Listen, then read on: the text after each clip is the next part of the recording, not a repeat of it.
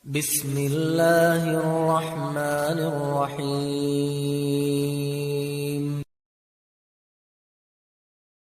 Bagaimana kita menguji kesungguhan hati kita ketika kita ingin memaafkan pasangan kita setelah dia melakukan kesalahan yang fatal? Yang pertama, apabila kita memutuskan untuk memaafkan pasangan kita setelah terjadi luka yang begitu dalam dan begitu lebar, perselingkuhan dalam tanda kutip, maka nomor satu yang harus Anda lakukan apa? Poin yang pertama, muhasabah dua perkara. Muhasabah dua perkara. Jadi muhasabahnya bukan cuma satu. Apa muhasabah yang pertama?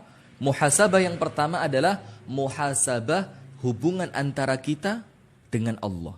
Ini penting. Karena hubungan antara kita dengan manusia tidak akan rusak apabila kita memperbaiki hubungan antara kita dengan Allah Subhanahu wa Ta'ala.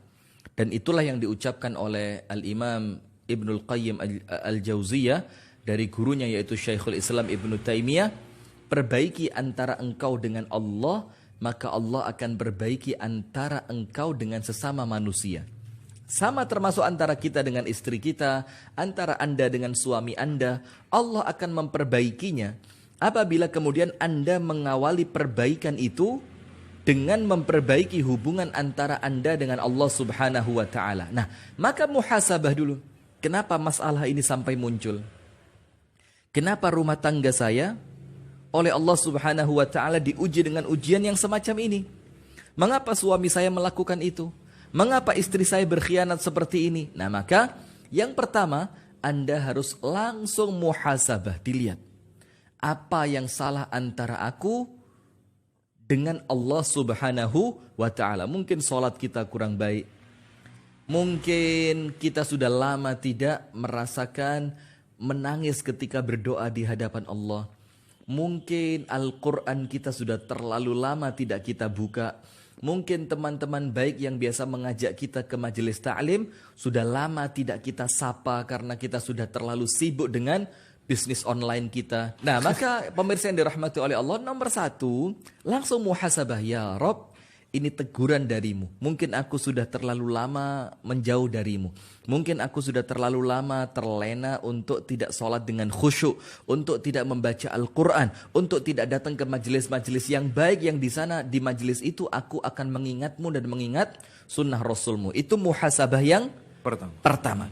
Muhasabah yang kedua, ini masih poin yang pertama ya. Jadi ketika terjadi masalah seperti itu, dan kita memutuskan untuk melanjutkan dengan memaafkan pasangan kita yang telah bersalah, nomor satu, muhasabah. Muhasabahnya berapa?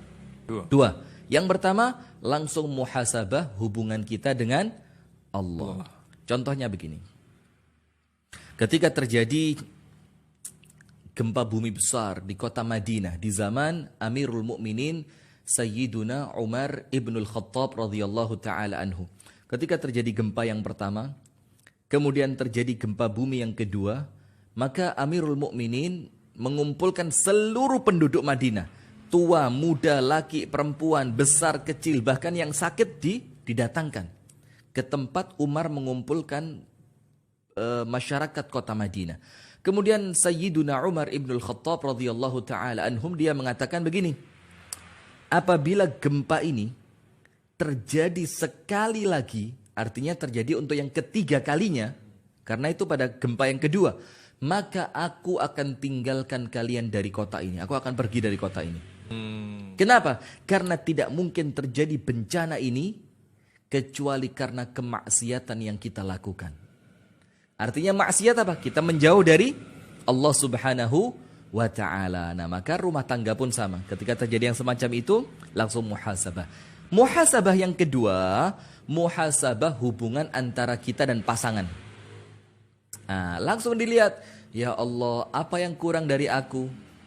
Jadi kalau kita ingin memperbaiki, jangan yang dicari itu kekurangan pasangan, ya nggak berhenti, nggak jadi baik gitu, malah punya alasan untuk merusak. Nah, tapi muhasabah itu bukan untuk orang lain, tapi ke dalam diri kita pribadi. Ayo coba ibu-ibu yang sedang di rumah, ayo coba para suami yang sedang di rumah, perhatikan. Ayo kita masukkan ke dalam hati kita, ngomong yang jujur dalam hati kita.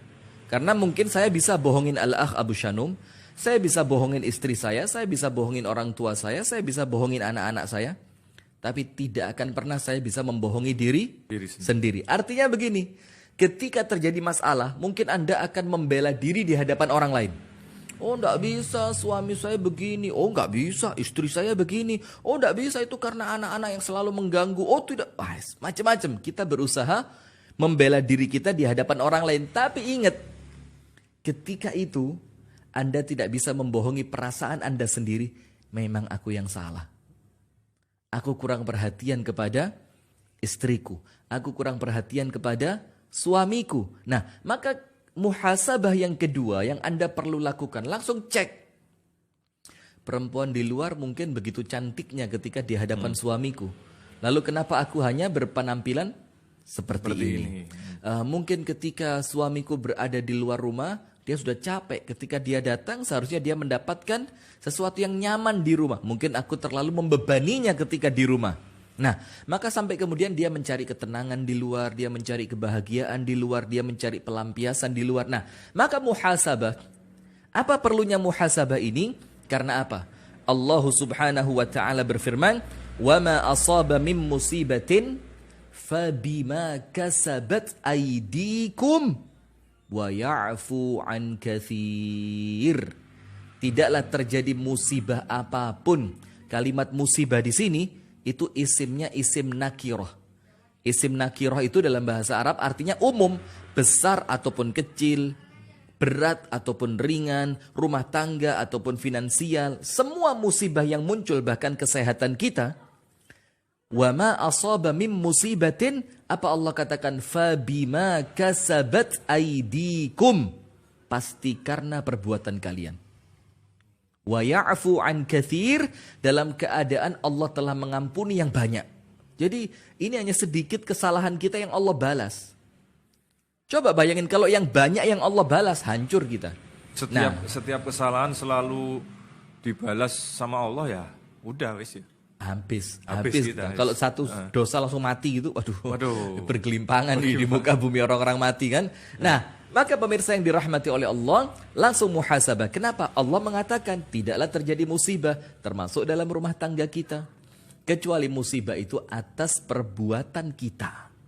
Nah, maka muhasabah, mungkin cara berbicara saya kepada istri terlalu kasar. Sementara ketika istri curhat kepada teman lamanya menyambut curhatannya dengan begitu lembut. Nah, bisa jadi kan? Atau mungkin ketika suamiku berbicara, aku tidak mendengarkannya. Sementara ketika suamiku berbicara dengan teman kantornya begitu perhatian dengan omongan suamiku. Akhirnya sampai dari titik-titik awal yang kecil tadi menjadi masalah-masalah yang besar sampai terakhir munculnya perselingkuhan. Nah, maka barakallahu fikum. Nomor 1, ketika Anda memutuskan untuk memaafkan, bagaimana cara untuk menguji kesungguhan hati Anda untuk memaafkan pasangan, untuk melanjutkan rumah tangga, untuk kemudian memulai segalanya dari nol seakan-akan tidak pernah terjadi kesalahan sebelumnya. Poin pertama, cek muhasabah. Introspeksi diri.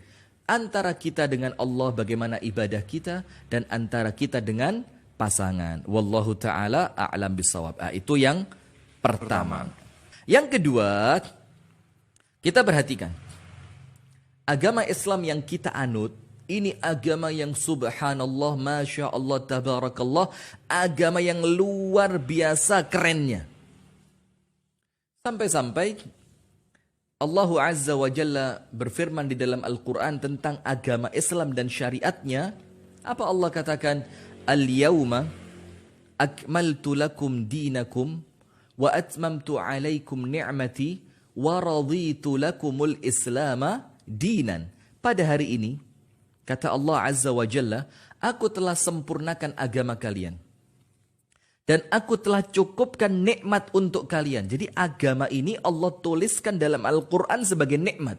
Syariat ini, aturan-aturan Al-Quran, aturan-aturan As-Sunnah, bagaimana hukum-hukum Islam mengatur kita, itu Allah bahasakan nikmat Allah yang Allah sempurnakan bagi kita. Wa raditu lakumul islama dina, dan aku telah menjadikan Islam itu agama yang aku ridhoi. Nah, maka artinya di dalam ayat yang lain Allah Azza wa Jalla berfirman, A'udzu billahi minasyaitonir rajim, Taha ma anzalna 'alaikal Qur'ana litashqa. Taha, kata Allah, ma anzalna 'alaikal Qur'ana litashqa, tidaklah kami turunkan Al-Qur'an ini kepada kalian untuk supaya kemudian kalian itu sengsara. Tidak. Tapi justru Al-Qur'an ini akan menjadikan hidup kita indah. Wa man a'rada an dzikri fa inna lahu ma'isyatan dhanka. Orang-orang yang berpaling dari aturan Allah, orang-orang yang berpaling dari syariat Allah, orang-orang yang berpaling dari bagaimana cara Allah mengatur rumah tangga kita, maka pasti rumah tangganya akan sempit.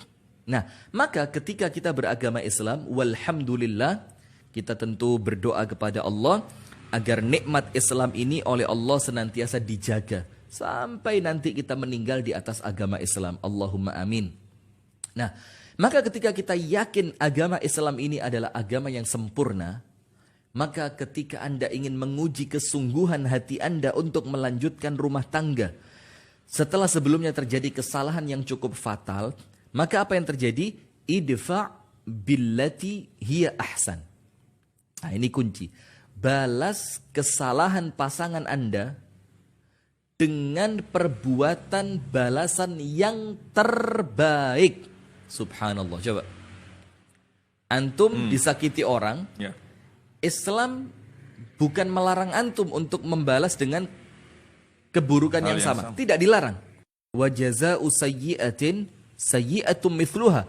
Balasan dari suatu keburukan adalah keburukan yang serupa. Tapi ingat, ketika antum membalas dengan keburukan yang serupa, antum nggak dapat apapun setelah itu kecuali legon jerone ati.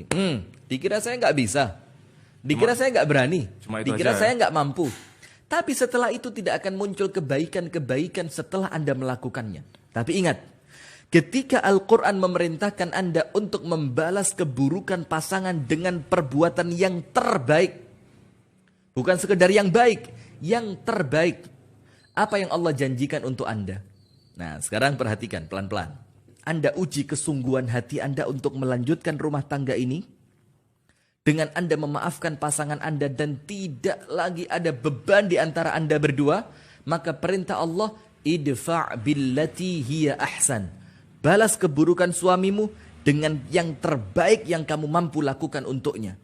Balas keburukan istrimu dengan perbuatan terbaik semaksimal mungkin yang kamu bisa lakukan untuk istrimu.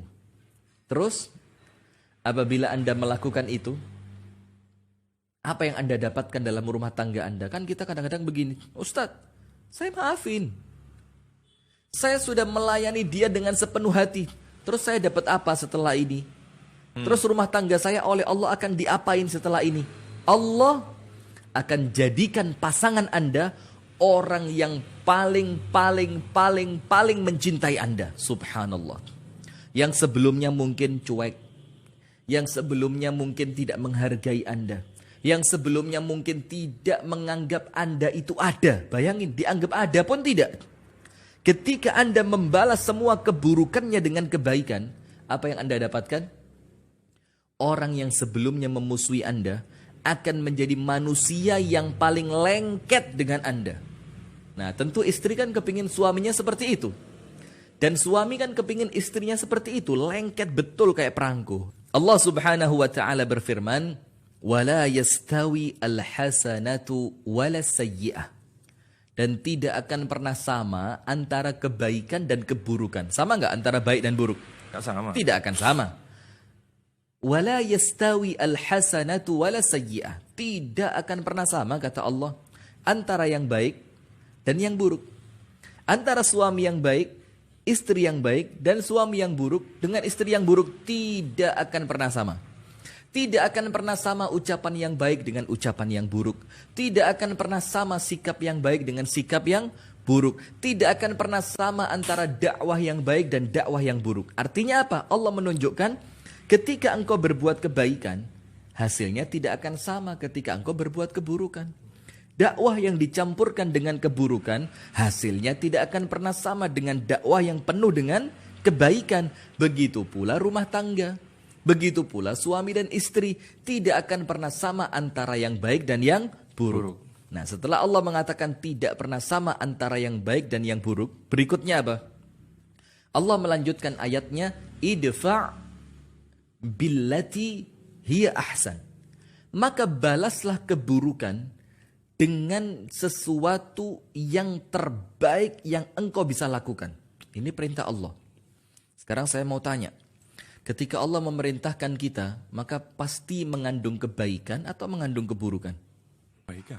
Pasti mengandung kebaikan. Ketika Allah mengatakan, wahai Rifki, wahai Abu Shanum, balaslah orang-orang yang menyakitimu dengan yang terbaik yang kamu mampu.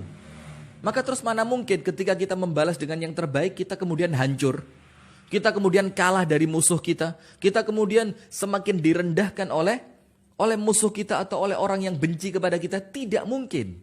Ketika Allah mengatakan idfa' billati hiya ahsan, wahai Anda para istri di rumah, balaslah keburukan suamimu dengan kebaikan maksimal yang Anda bisa lakukan. Apa yang Anda dapatkan?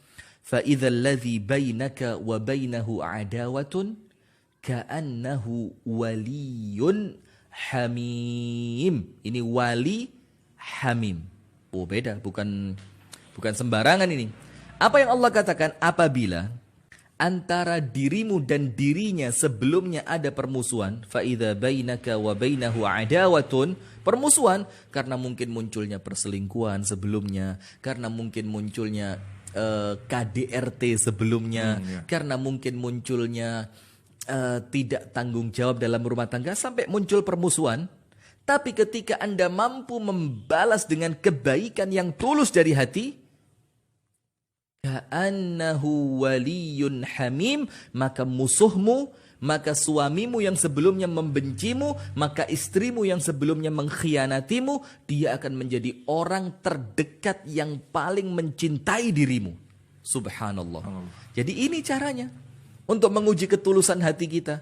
Jadi ketika Anda memilih lanjut, kemudian Anda memilih memaafkan, Anda memilih untuk melupakan kesalahan-kesalahan masa lalu yang ada dalam rumah tangga, dan Anda membalas suami dengan perhatian, Anda membalas suami dengan pengabdian, Anda membalas suami dengan ketulusan, Anda membalas suami dengan doa-doa yang baik, Anda membalas suami dengan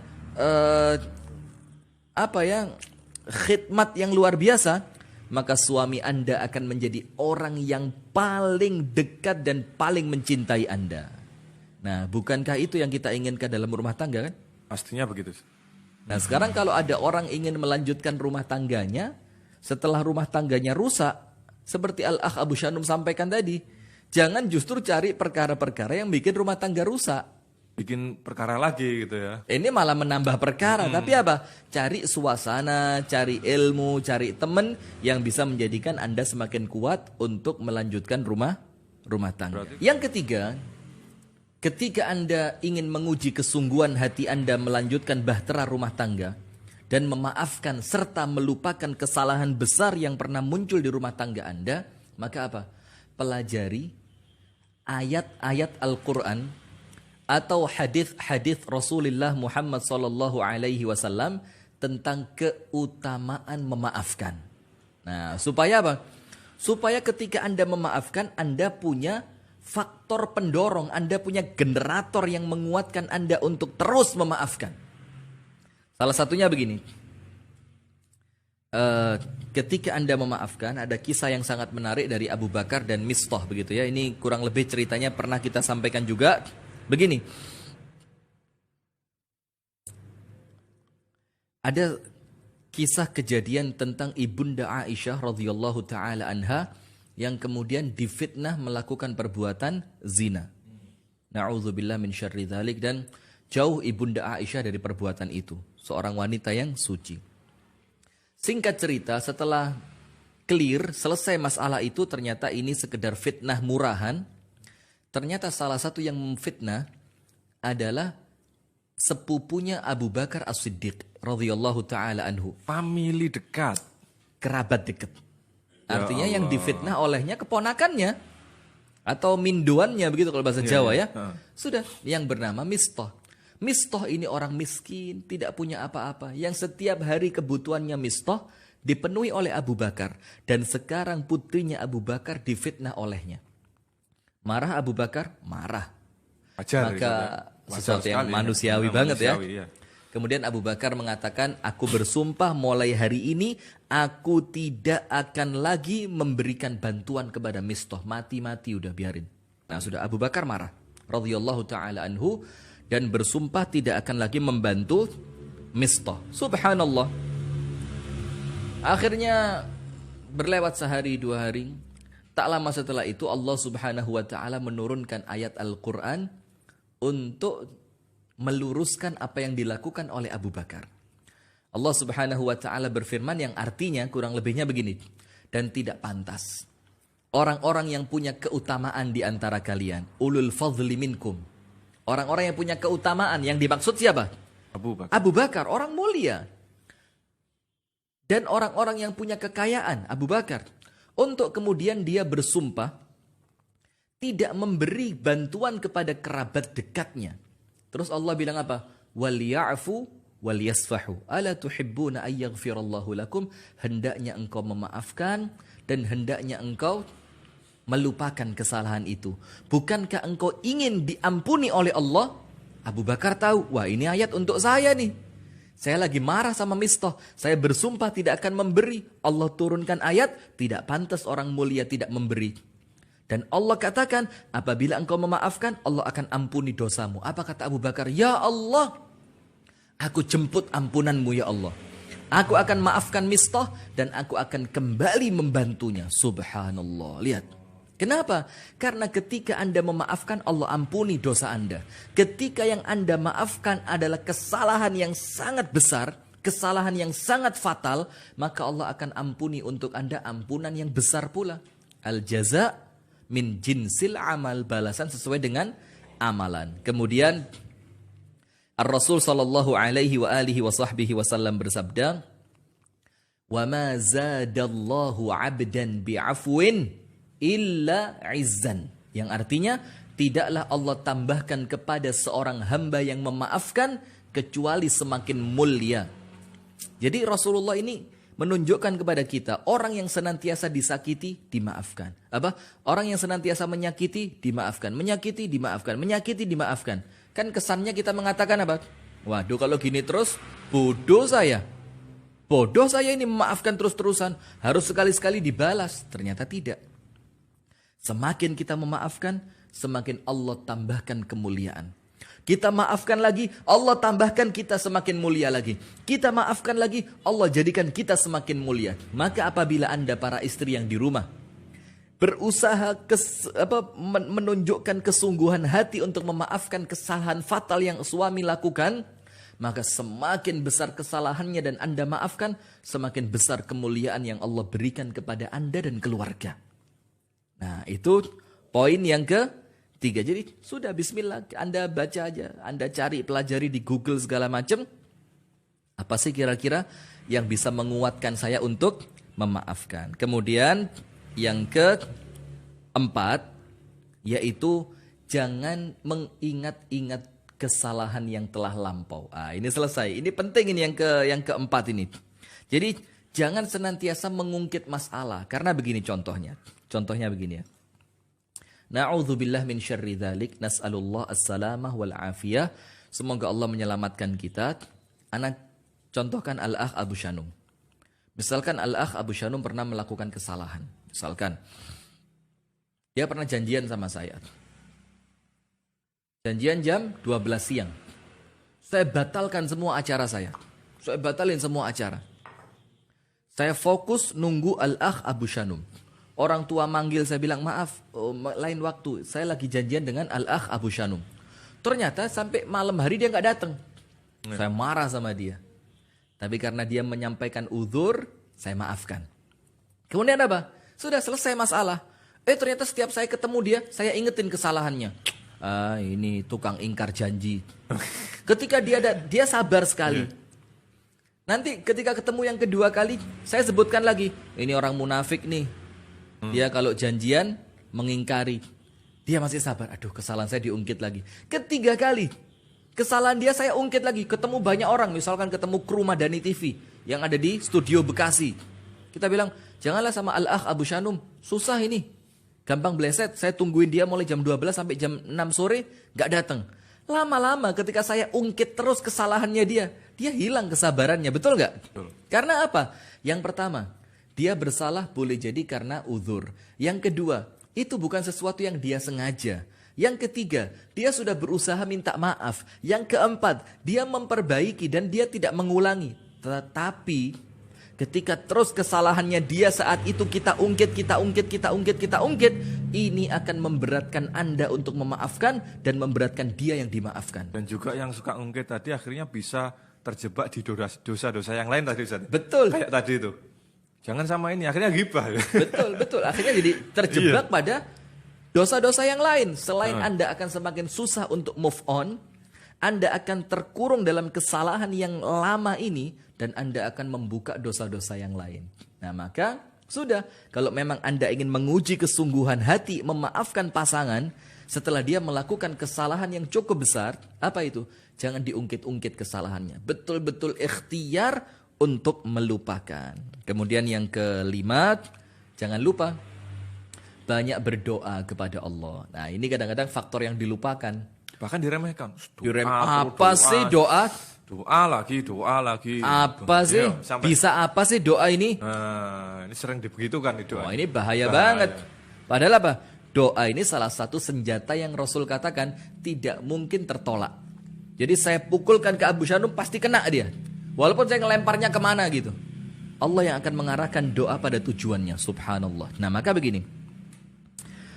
Kita ini sering mendengarkan ceramahnya motivator-motivator ya. Termasuk sekarang kita ini kan sok jadi motivator gitu ya. Kita mendengarkan ceramah orang, kita berikhtiar untuk melupakan, kita cari cara supaya rumah tangga kembali baik.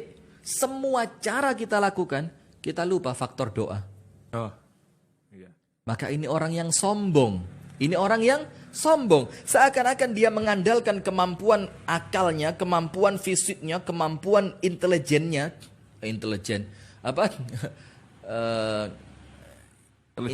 Intelijensinya tapi dia lupa kepada Allah. Maka Allah katakan orang yang tidak berdoa dialah orang yang sombong. Innalladzina yastakbiruna an ibadati sayadkhuluna jahannama dakhirin. Allah katakan orang-orang yang menyombongkan diri, tidak mau berdoa meminta pertolongan kepadaku, aku akan tenggelamkan dia ke dalam api neraka jahanam dalam keadaan hina. Maka Allah gak akan bantu kalau kita tidak berusaha minta kepada Allah. Maka jangan lupa banyak berdoa. Penutup yang terakhir, fokus ibadah. Fokus apa? Ibadah.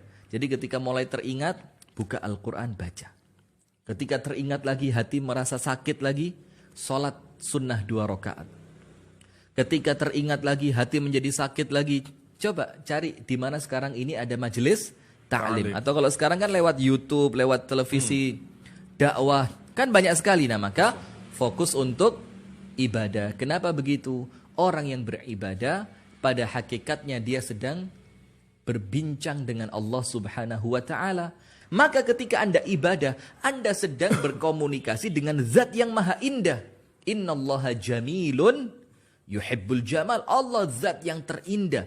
Maka ketika Anda fokus dengan keindahan Allah dalam ibadah, Anda fokus dengan keindahan Allah ketika membaca Al-Quran, Anda fokus membesarkan Allah di majelis ta'lim, maka masalah itu akan terlupakan. Wallahu ta'ala a'lam bissawab.